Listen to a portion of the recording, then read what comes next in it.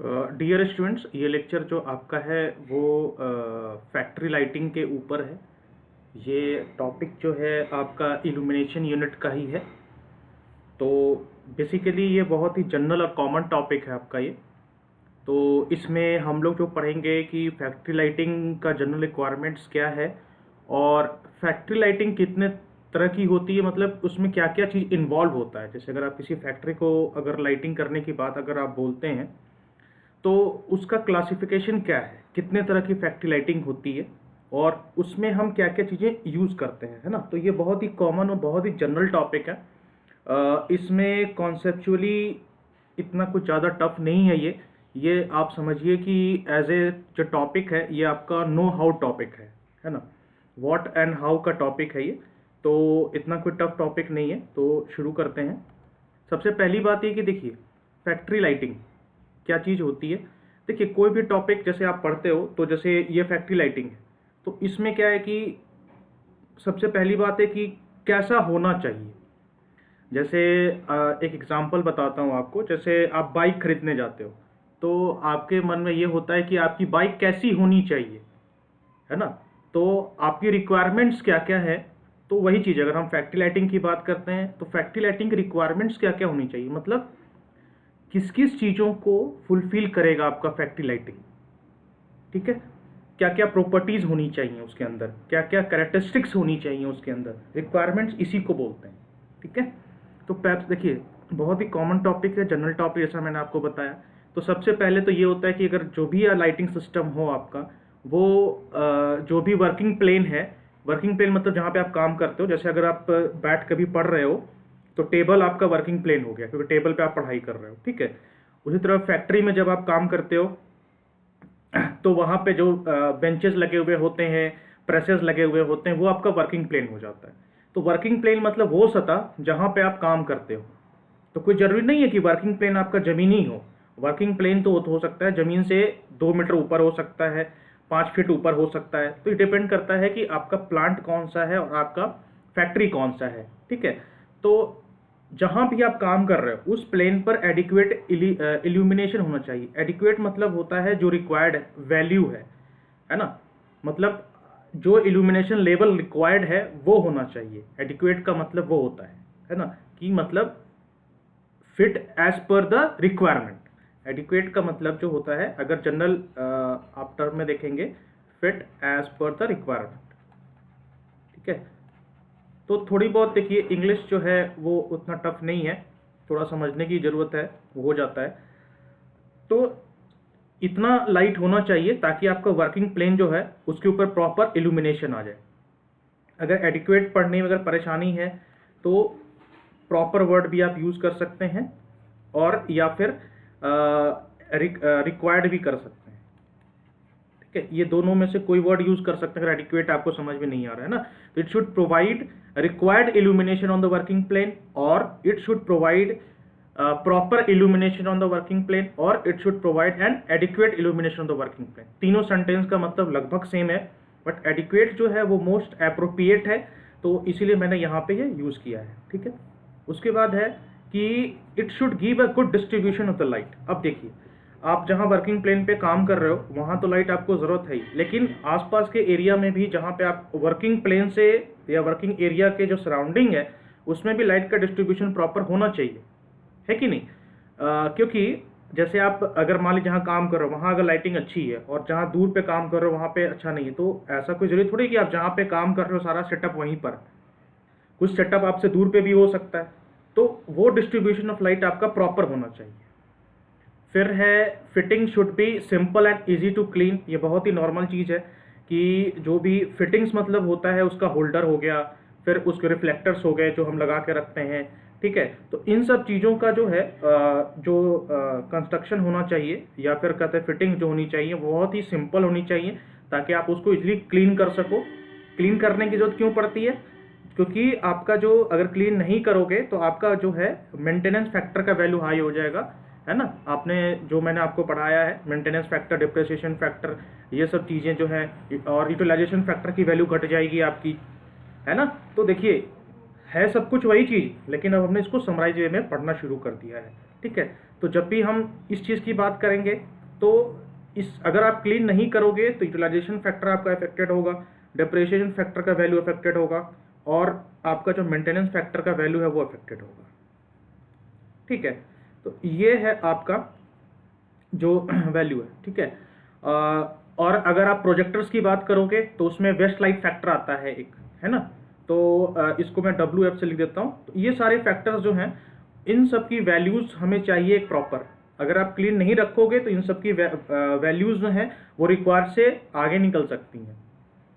अब जैसे उसके बाद है absence of the direct glare और इनडायरेक्ट ग्लेयर। मतलब ग्लेयर मतलब होता है चकाचौंध। मैंने आपको पहले लेक्चर में बताया था, ग्लेयर वर्ड जो हम यूज़ करते हैं जो चकाचौंध होता है। जैसे आप कभी सूरज की तरफ आंख उठा करके देखो, उसके बाद आप मतलब उसको थोड़ी देर के लिए देखो जब सूरज बहुत तेज रोशनी में हो, और फिर आप कहीं देखने की कोशिश करो तो आपको कुछ नहीं दिखता है, तो उस चकाचौंध को हम ग्लेयर बोलते हैं। जहाँ पे आपको लाइट तो है, क्लियर विजन नहीं है ना, इतना लाइट है कि आपको कोई भी चीज़ जो बिल्कुल सही से आंखों पे जोड़ पड़ता है वो, तो ज़्यादा लाइट भी जो है वो सही नहीं होता है। ठीक है, तो एब्सेंस ऑफ डायरेक्ट ग्लेयर और indirect glare reflected from any polish surface. किसी भी पॉलिश सरफेस से आपका जो डायरेक्ट या इनडायरेक्ट ग्लेयर है ना, वो चीज़ जो है वो नहीं होना चाहिए। तो ये चीज़ आपका जो है फैक्ट्री लाइटिंग का जनरल रिक्वायरमेंट्स में आता है। उसके बाद है आपका कि जैसा मैंने आपको बताया टाइप ऑफ इंस्टॉलेशन, मतलब फैक्ट्री लाइटिंग में क्या क्या चीज़ें इंस्टॉल हम करते हैं।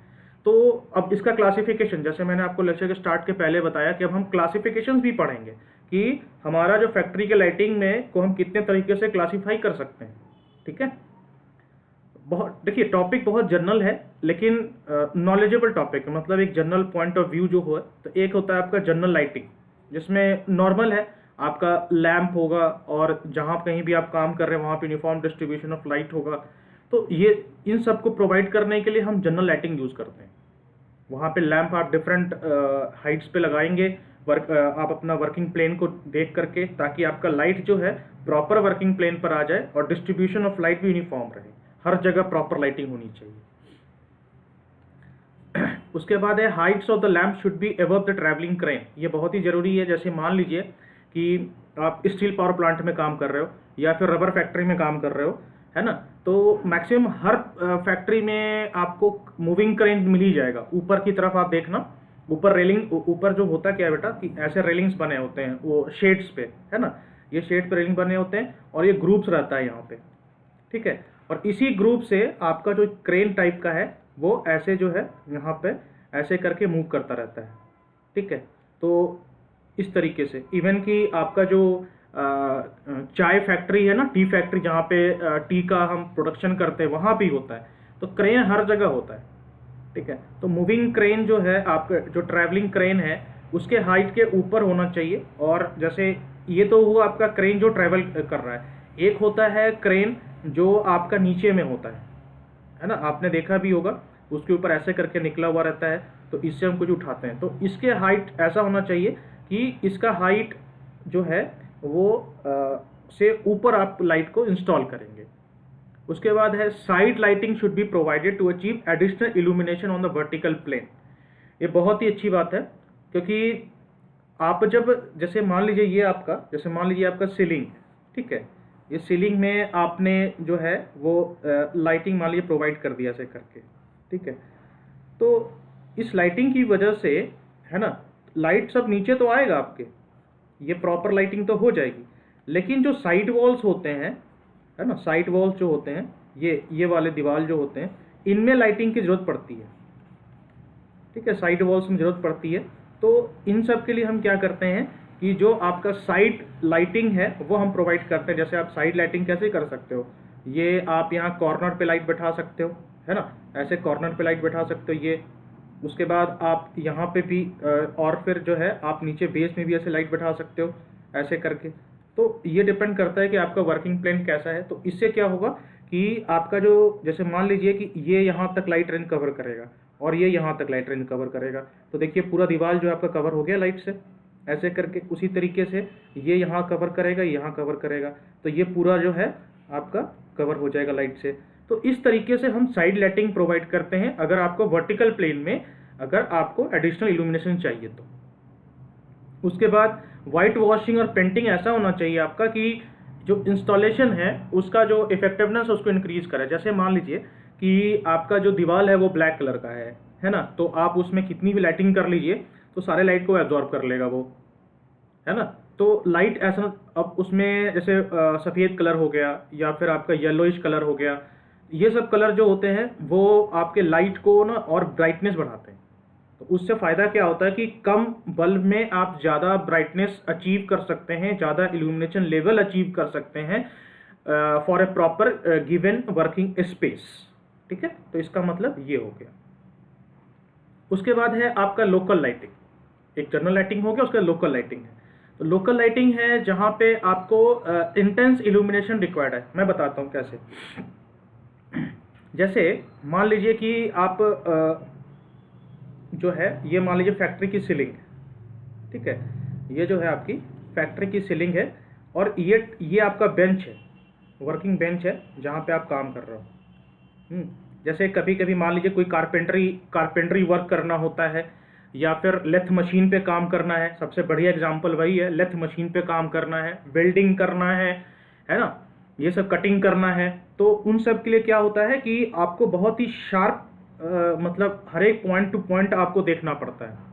जैसे अगर आपके पास अगर कोई ये लोहे की पट्टी है और इसमें अगर आपको कहा जाए बेटा ये 3 होल करने हैं हमें ड्रिल करके, तो और ये जो फिटिंग और ये एक्यूरेट होना चाहिए, बिल्कुल सबसे बड़ी बात एक्यूरेट होना चाहिए। तो कितने दूर पे कितने डाया का होल करना है, तो इन सब को देखने के लिए आपको क्या चाहिए, कभी कभी इंटेंस लाइट चाहिए होता है वर्किंग प्लेन पे। और सब जगह पे नहीं, जहाँ पे आप काम कर रहे हो केवल वहीं पे चाहिए, है ना। समझ रहे हो जनरल लाइटिंग और लोकल लाइटिंग में फ़र्क क्या है कि जनरल लाइटिंग की बात होती है पूरे वर्किंग प्लेन पे, और जैसे और लोकल लाइटिंग मतलब जिस खास जगह पे। एग्जांपल एक और बताता हूँ, आप पढ़ते हो, आपके कमरे में लाइट है, तो नॉर्मली चीज़ें आपको सब कुछ दिख रही हैं, लेकिन पढ़ने के लिए आप टेबल लैंप लगाते हो। समझ रहे हो, बस वही चीज़ समझ लो। टेबल लैंप मतलब आपको बहुत इंटेंस लाइट चाहिए वहाँ पे। तो इस चीज़ के लिए हम क्या करते हैं, लोकल लाइटिंग का यूज़ हम करते हैं। तो it is provided by means of adjustable fittings, जो आपका एडजस्ट कर सकते हो उसका हाइट को, टू द मशीन और बेंच, लिखा है ना, मशीन और bench mounted on portable floor stand. Floor stand portable होता है, जैसे आप मान लीजिए कि टेबल लैंप वगैरह टाइप का हो गया, ऐसे पीछे से जो है आपका ये है ऐसे उठा हुआ रहेगा, है ना, ऐसे करके और ऐसे करके उसका स्ट्रक्चर रहेगा, और आपका जो है यहाँ पे बल्ब लगा हुआ रहेगा। और ये जो आपका हो गया, ये मान लीजिए ये आपका वर्किंग बेंच है ना, ऐसे करके, और आप यहाँ पे काम करोगे, आपका लेथ मशीन वगैरह लगा हुआ है यहाँ पे, तो आप यहाँ पे काम कर सकते हो। ठीक है। उसके बाद lamp should be mounted in deep reflector so as to avoid glare. अब रिफ्लेक्टर जो होना चाहिए, देखिए जो मैंने बनाया भी है, तो ये जो रिफ्लेक्टर अंदर में है इनके, ये होना चाहिए डीप, है ना, ताकि आपको प्रॉपर लाइटिंग मिले और ग्लेयर ना करेगी। उसके पोर्टेबल लो वोल्टेज, अब जैसे बात होती है कि हमने इंस्टॉल करना, लेकिन कोई जरूरी थोड़ी है कि आप उसको 230 वोल्ट का करोगे, क्योंकि ये बहुत ही पास में होता है, तो यहाँ इलेक्ट्रिकल शॉक लगने के चांसेस होते हैं। तो किसी भी एक्सीडेंट को रोकने के लिए या फिर कुछ ऐसा करने के लिए या ना हो, तो हम क्या करते हैं, इसको 50 वोल्ट तक का हम लिमिट रखते हैं कि 50 वोल्ट से ऊपर हमें नहीं देना है इसके ऊपर। Not more than 50 volts attach to the wall plugs by means of trailing एड लेड। ट्रेलिंग एड लेड क्या होता है, जो पीछे वाला लेड होता है ना, ये वाला, इसको ट्रेलिंग लेड बोलते हैं। पीछे वाला लेड होता है ना, उसको ट्रेलिंग लेड बोलते हैं। Are use for maintenance work and emergency lighting. ठीक है, तो ये हम 50 वोल्ट का हम रखते हैं, आपका पोर्टेबल होता है, और उसके कनेक्शन जो होता है उसका ट्रेलिंग लेड से हम करके रखते हैं, जो हम यूज़ कर सकते हैं कहाँ, मेंटेनेंस वर्क के लिए और इमरजेंसी लाइटिंग के लिए। उसके बाद सबसे इम्पोर्टेंट बात है कि अब आप कहो कि सर लाइटिंग तो फिर हम जनरल लाइटिंग का है यूज़ कर रहे हैं, है ना। अगर हम जहाँ हमको काम करना है वहाँ पे हम लगा देते हैं अपना लोकल लाइटिंग, और बाकी फैक्ट्री में ऊपर लगा देंगे, बिल्कुल कॉमन सेंस वाली बात है। लेकिन ऐसा नहीं है, ठीक है, आपको लोकल लाइटिंग के साथ साथ जो है जनरल लाइटिंग भी यूज करना पड़ेगा, क्योंकि आप जब यहाँ पे करोगे तो यहाँ का इल्यूमिनेशन लेवल बहुत ज़्यादा हो जाएगा, और इस वजह से जो ऊपर का इल्यूमिनेशन लेवल है उसमें डिफरेंस आ जाएगा। तो पता है क्या होगा, जब आप यहाँ से काम करके जब हटोगे, है ना, तो आपको फिर जो है आसपास का इल्यूमिनेशन लेवल कम लगेगा और विजिबिलिटी में प्रॉब्लम होगी। ठीक है, तो इस चीज़ के लिए क्या है, हमें जनरल लाइटिंग के साथ लोकल लाइटिंग यूज़ करना है, लोकल लाइटिंग अकेले यूज़ नहीं करना है। ठीक है, ये वही चीज़ है कि जैसे आपका कमरा अंधेरा है और आप टेबल लैंप जला के पढ़ो, ठीक है, और जैसे ही आप टेबल लैंप से हटते हो देखते कुछ दिखाई नहीं देता आपको, तो वही सिचुएशन आपका फैक्ट्री में भी हो जाएगा। तो टेबल लैंप अगर आपको यूज़ करना है तो करिए, तो रूम का लाइट धीमा रखिए, ताकि जब आप टेबल लैंप से हटो तो आपका आँख जो है वो रेटिना जो है प्रॉपर एडजस्ट कर पाए। उसी तरीके से फैक्ट्री में भी होता है, जब आप बेंच से काम करके हटते हो तो बहुत फोकस करके काम करते हो और अचानक से आप हटे तो बिल्कुल इल्यूमिनेशन लेवल का डिफरेंस आ गया, उस चक्कर में आपका जो है एक्सीडेंट होने के चांसेस होते हैं। उसके बाद है local lighting should never be employed alone, जो मैंने कहा good general lighting should be provided so that the dark places. अब देखिए जैसे मैंने आपको बताया, यहाँ पे आपने लोकल लाइटिंग किया, ये वही लिखा हुआ है, अब यहाँ है लेकिन आसपास जो है आपका अंधेरा है ना, तो डार्क प्लेसेस जो हैं उनको फील करने के लिए आपको ज़रूरत है। जैसे मैं एग्जांपल बताता हूँ, जैसे मान लीजिए ये जो है आपका वर्किंग प्लेन है, ठीक है, और यहाँ पे आपने देखिए डायग्राम बनाना बहुत आसान होता है, आप चाहो तो इसको एग्ज़ाम में जो है वो खुद से भी सोच के बना सकते हो। मान लीजिए ये है, आपने ऐसे जो है वो लोकल लाइटिंग प्रोवाइड कर दिया यहाँ पे, ठीक है, यहाँ पे प्रोवाइड कर दिया, और तो इसका जो इल्यूमिनेशन है वो यहाँ तक कवर कर गया, ठीक है।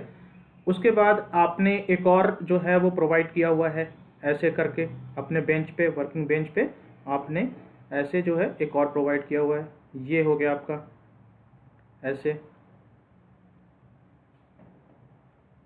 है ना। देखिए कितना आसान, ये डायग्राम बनाना कितना आसान है, और ये जो है आपका यहाँ तक कवर कर दिया लाइट, तो ये नीचे की तरफ कवर कर रहा है, ठीक है। तो यहाँ का क्या, यहाँ का है ना, ये वाला स्पेस तो खाली रह गया आपका, तो इस चीज़ को कवर करने के लिए, यही चीज़ मैं आपको बता रहा था, इस चीज़ को कवर करने के लिए आपको चाहिए जनरल लाइट, ठीक है। इस कवर करने के लिए आपको चाहिए जनरल लाइट, ताकि जो डार्क प्लेसेस यहाँ पर है वो कवर हो जाए, ठीक है। तो ये था इसका मतलब। डायग्राम वगैरह जो है आप एक्सप्लेन करने के लिए खुद से भी बना सकते हैं, इसलिए मैं आपके सामने बनाता जा रहा हूँ, ताकि अगर आपको खुद से बनाना है तो ये सब भी आप बना सकते हैं एक्सप्लेन करने के लिए, आंसर जो है अच्छा लगता है। और अब है इमरजेंसी लाइटिंग, बहुत ही इंपॉर्टेंट चीज़ है। इमरजेंसी लाइटिंग क्या चीज़ होती है, ऐसी लाइटिंग, अब जैसे मान लीजिए कि फॉर एग्जांपल फैक्ट्री में कोई एक्सीडेंट हो गया है ना, जैसे आग लग गई या फिर कोई मशीन फेल हो गया है ना, या फिर मान लीजिए कि बेसमेंट में आपके बंदे काम कर रहे हैं और अचानक बेसमेंट में कुछ मशीन जो है वो इलेक्ट्रिक लाइटिंग में स्पार्किंग शुरू हो गई, तो आपको क्या करना है, एज एन इंजीनियर आप वहाँ खड़े हो, आपकी जिम्मेदारी बनती है कि आप सारे लोगों को सेफली बाहर निकालो, ठीक है। इंजीनियर की बहुत बड़ी जिम्मेदारी होती है अगर वो काम करता है, तो ये बात ध्यान रखिएगा, बहुत चीज़ उसके कंधे पर होता है ना। तो इसीलिए हम लोग इतना सब्जेक्ट्स क्यों पढ़ रहे हैं, इन सब चीज़ की नॉलेज के लिए, है ना, कहाँ पे क्या ज़रूरत है। तो जैसे तो वहाँ पे क्या है, आपको इमरजेंसी लाइटिंग चाहिए, क्योंकि मान लीजिए कि आप बेसमेंट में काम कर रहे हो अपने टीम के साथ, है ना, और लाइटिंग जो है आपका कोई स्पार्किंग शुरू हो गया वहाँ पर, तो आप क्या करोगे, स्पार्किंग को ख़त्म करने के लिए सबसे पहले आप मेन स्विच ऑफ कराओगे उस एरिया का। अब मेन स्विच ऑफ करते ही क्या हो जाएगा, पूरा अंधेरा हो जाएगा, और लोग वैसे डरे हुए हैं, वो बाहर भागना चाहेंगे, तो उस टाइम में हम क्या करते हैं, इमरजेंसी लाइटिंग ऑन करवाते हैं और मेन लाइट ऑफ करा देते हैं, और इमरजेंसी लाइट के हेल्प से फिर हम क्या करते हैं, बंदों को धीमे धीमे करके इवैक्यूएट कराते हैं, ठीक है। देखिए यहाँ लिखा भी है, internal pilot lighting required for safe and quick evacuation of person after main lighting circuit is of. तो पहले मेन सर्किट लाइट ऑफ करना है, उसके और वो ऑफ करते के साथ ही इमरजेंसी लाइट जला देना है आपको, है ना, वो सब होता है। कभी कभी आप देखे होंगे कि मूवी वगैरह में ना वो जैसे टोपी के ऊपर लाइट लगा हुआ होता है, या फिर एक हाथ में लाइट लेके चलते हैं, टॉर्च लाइटिंग होती है, ये सब चीज़ें, तो ये सब इमरजेंसी लाइटिंग में आती है। उसके बाद है external pilot lighting provided with careful shades to the shelter required for evacuation of the person. अब आपने बंदों को बाहर निकाला, तो जहाँ पे आप निकाल के रखोगे तो वहाँ भी लाइटिंग तो चाहिए, तो उस शेड्स में हम जो शेल्टर्स है उसमें भी हम एक पायलट लाइटिंग रखते हैं हम, जहाँ पर आपका जो है लाइटिंग प्रॉपर हो सके, ठीक है। उसके बाद है for control post and first aid centre ETC, ठीक है, ये तो बिल्कुल अंडरस्टैंडेबल चीज़ है। कंट्रोल पोस्ट जो होता है मैं आपको बताता हूँ क्या होता है। आपने देखा भी होगा, आप लोगों ने पता है, सब कुछ देख रखा है, सब कुछ पता है आपको। जैसे कभी आप जाते हो, है ना, तो आपने देखा होगा कि फैक्ट्री के बाउंड्री के चारों तरफ, चारों कोने पर, है ना, ऊंचा ऊंचा पोस्ट बना रहता है और वहाँ पे ऐसे लाइटिंग लगी हुई होती है ना। ये तो ये कंट्रोल पोस्ट है, ठीक है। ये जो बनाते हैं, ये हम बनाते हैं कंट्रोल पोस्ट, ठीक है। ये ऐसे करके आपने देखा होगा, जो फैक्ट्री उसके चारों ओर जो है, और ऐसे लाइट जो है वो होता है। और कहीं कहीं तो ऐसा होता है कि लाइट जो होता है वो मूव करता है पर्टिकुलर एंगल पे, मतलब 60 डिग्री का इसका ये होता है, ऐसे करके रेंज होता है। ये इसको हम कंट्रोल पोस्ट बोलते हैं, है ना, जो फैक्ट्री के बाउंड्री के ऊपर रहता है। या फिर फर्स्ट एड सेंटर्स में होना चाहिए इमरजेंसी लाइटिंग। एक बात आप ध्यान देना कि फैक्ट्री का जो पोस्ट का जो लाइट है, कंट्रोल पोस्ट का लाइट है, वो कभी बंद नहीं होता। ये बात हमेशा ध्यान रखिएगा, उसको जलना ही जलना है हर हालत में। इसलिए उसकी सप्लाई अलग होती है, अभी हम आके पढ़ेंगे कि सप्लाई हम कैसे प्रोवाइड करते हैं, ठीक है। उसके बाद dials and gauges in important plants required to be watched regularly. अब इमरजेंसी का जो लाइट है उसमें डायल्स एंड गेजेस क्या होता है बताता हूँ आपको। जैसे आप स्टीम पावर प्लांट में काम कर रहे हो, ठीक है, तो उसमें जो आपका गेज प्रेशर है ना, उसके बाद जो डायल्स हैं आपके, ये इस तरीके के डायल्स होते हैं जो आपका प्रेशर इंडिकेट करता रहता है। इन सब की लाइटें कभी बंद नहीं होनी चाहिए किसी भी हालत में। ये इमरजेंसी लाइटिंग में आती है, मतलब कि इनको हमेशा चालू करके ही रखा जाता है, और अगर चालू नहीं है तो इमरजेंसी के टाइम पे इनको चालू कर देना चाहिए, ताकि आपको एग्जैक्ट प्रेशर बता सके आपको कि कितना प्रेशर चल रहा है उस टाइम पे, ठीक है। तो ये सब चीज़ें जो है हमको ध्यान रखना पड़ता है जब हम फैक्ट्री में काम कर देते हैं ना।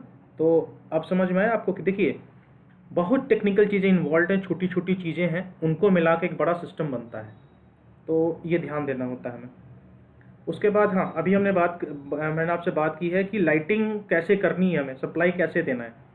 तो सप्लाई देने के लिए, जैसा मैंने आपको बताया, इंडिपेंडेंट होना चाहिए उसका सप्लाई, ठीक है। कोशिश यही करना है कि हमें उसकी सप्लाई इंडिपेंडेंट रखनी है, किसी के साथ जोड़ के नहीं करना है। क्योंकि अगर आप मेन लाइट ऑफ कर देते हो, तो अगर इंडिपेंडेंट सप्लाई नहीं है तो इमरजेंसी लाइट भी बंद हो जाएगा आपका। तो you have to try your best कि आपका जो इमरजेंसी लाइट का सप्लाई है वो इंडिपेंडेंट हो जाए। उसके बाद auxiliary lighting from the source other than the main electric supply, preferably from batteries और from small petrol driven generator should be provided.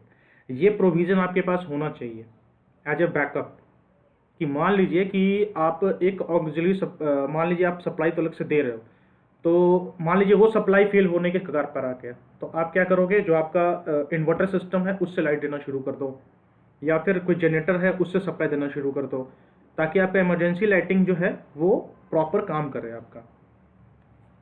और लास्ट बट नॉट लिस्ट, अगर इमरजेंसी लाइट का जो सर्किट है, अगर आप उसको अलग सर्किट से नहीं दे सकते सप्लाई, मजबूरी है आपके साथ कि मेन इलेक्ट्रिक सप्लाई से ही देना है, तो उसका जो कनेक्शन होना चाहिए, मतलब तार जो होना चाहिए बिल्कुल वो अलग होना चाहिए, जो होना चाहिए वो मेन सर्किट से अलग होना चाहिए, है ना।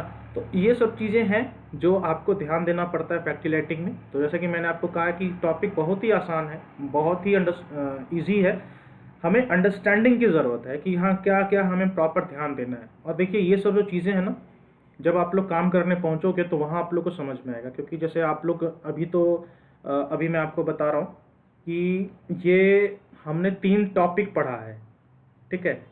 तो जब आप जाओगे बेटा काम करने के लिए प्लांट में या फैक्ट्री में, तो पॉसिबल है कि ये 3 टॉपिक 3 डिपार्टमेंट में बटे हुए हों, क्योंकि काम जो होता है ना वो टॉपिक के अकॉर्डिंग मतलब डिपार्टमेंट वाइज बढ़ जाता है।